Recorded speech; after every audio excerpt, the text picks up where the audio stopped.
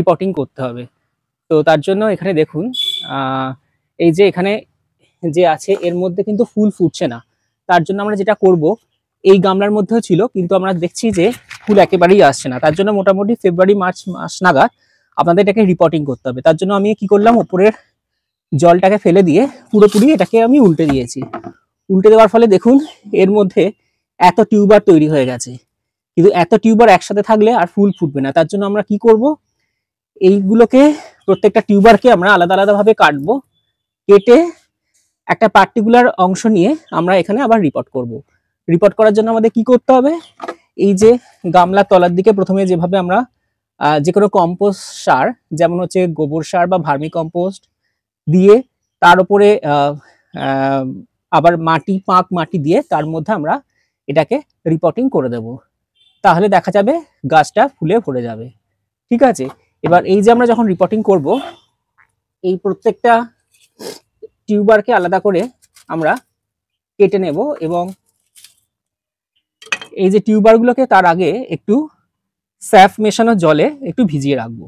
ভিজিয়ে রাখার পরে এটাকে আবার রিপোর্ট করে দেব। ঠিক আছে, এইটার ক্ষেত্রেও সেম কাজ করব আমরা। দেখুন এর মধ্যে কত টিউবার আছে এবং অনেক কিছু রানার আছে। রানারগুলোকে বসিয়ে লাভ নেই, আমাদের যে টিউবার, এই টিউবারগুলোকে রিপোর্টিং করতে হবে, তবেই সে থেকে ভালো আমরা হেলদি গাছ পাবো। ঠিক আছে,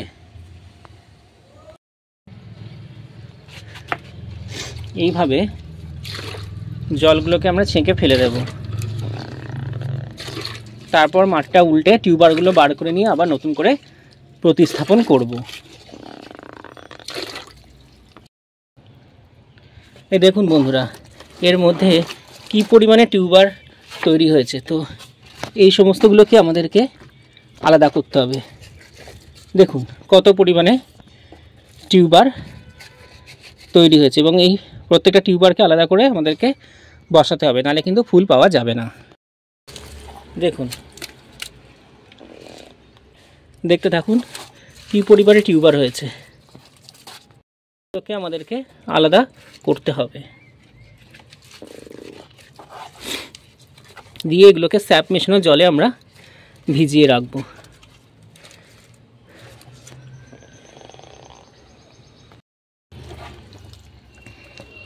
এই দেখুন খুব ভালো একটা টিউবার পেয়েছি, এটা রানার।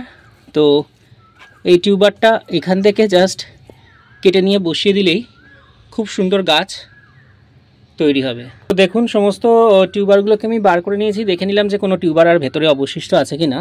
তো যখন নেই, তো আমি দিনের দিনেই করব, যেহেতু এখনকার মানুষের হাতে সময় খুব কম, তো আমি সেদিনেই জিনিসটাকে আবার রিপোর্ট করে দেব। তো তার জন্য এটা অলরেডি পাঁক মাটি আছেই, তলায় কিছু পরিমাণ গোবর সার বা ভার্মি কম্পোস্ট দিয়ে এর মধ্যেই আবার আমরা রিপোর্টিং করে দেব টিউবারটাকে। বসানোর জন্য আমার পট রেডি, তলায় কিছুটা গোবর সার ভার্মি কম্পোস্ট দিয়ে দেওয়া হয়েছে, আর দিয়ে ভালোভাবে ওপরে পাঁকটা যেহেতু আগেকার পাঁক অসুবিধা হবে না। এবার এই সাইড করে আমরা টিউবারটা বসিয়ে দিয়ে জল দিয়ে দেব। তো আমি এখন এই টিউবারটা নিয়েছি, তো এটাকে বসিয়ে দেব। ধারে একটুখানি গর্ত করে দেবো, একটা ধার বরাবর আমাদেরকে বসাতে হবে।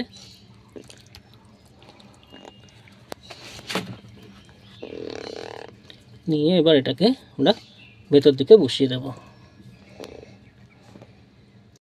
ব্যাস, বসানো হয়ে গেছে।